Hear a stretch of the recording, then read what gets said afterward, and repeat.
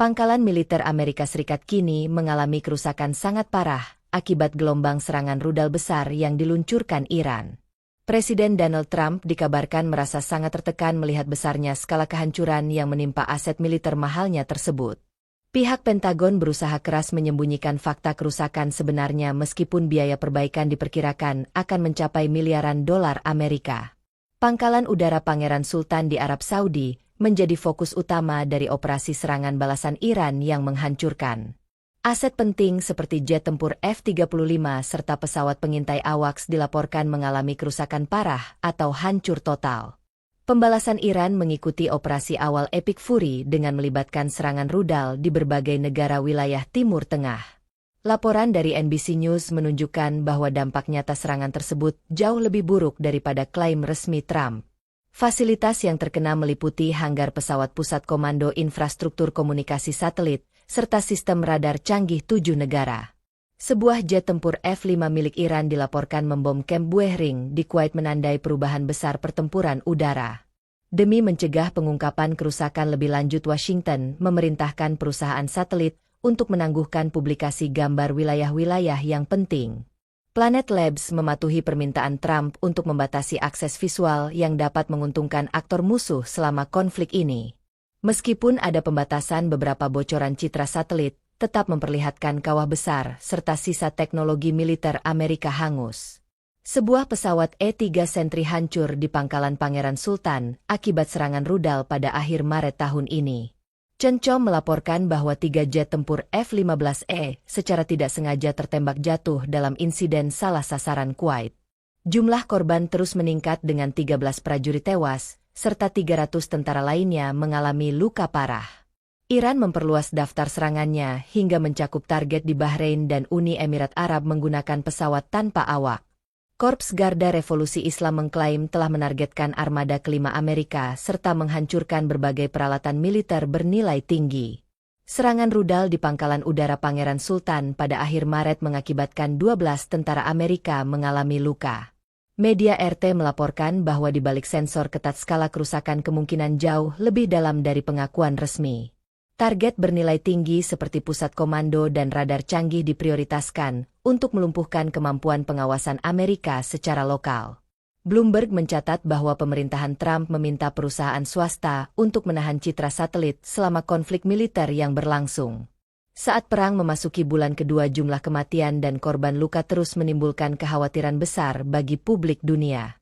Iran terus memperluas cakupan serangannya dengan menargetkan posisi Amerika di Irak serta di seluruh wilayah Teluk Persia.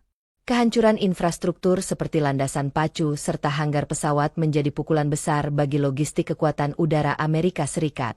Dinamika keamanan global berubah cepat saat konflik meningkat dan dominasi militer Amerika menghadapi tantangan yang belum pernah.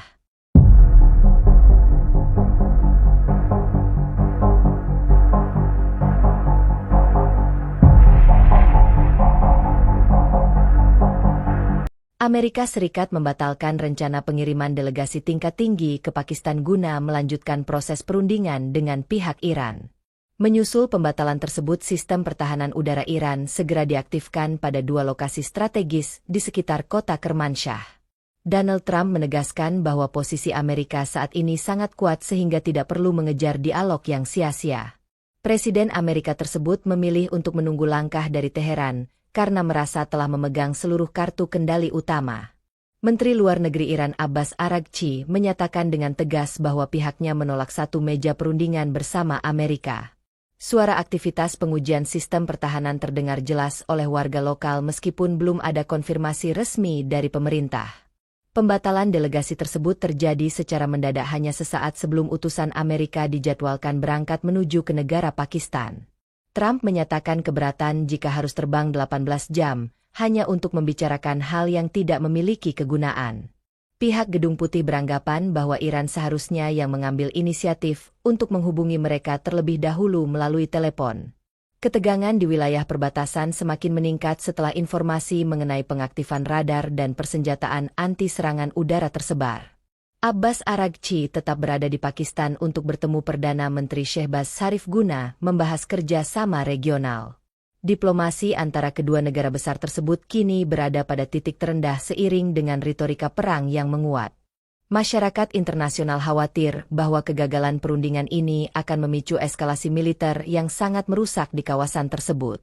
Iran menunjukkan kesiapan penuh untuk membela kedaulatan wilayahnya dari setiap ancaman yang datang dari arah pihak barat.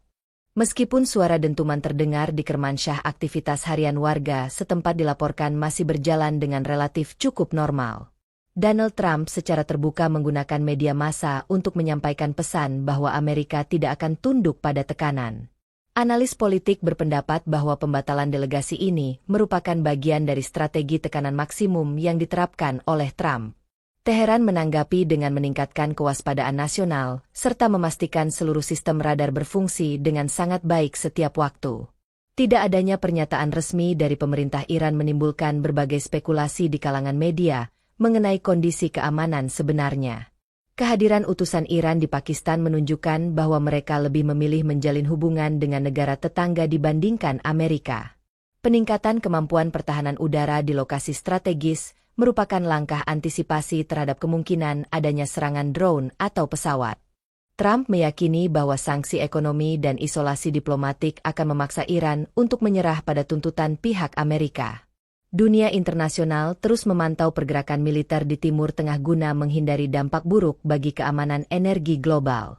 Kedua belah pihak saat ini tampak sedang melakukan permainan saraf yang sangat berbahaya bagi kestabilan perdamaian dunia. Harapan untuk penyelesaian damai masih tetap ada, namun membutuhkan komitmen yang tulus dari seluruh pemimpin negara tersebut.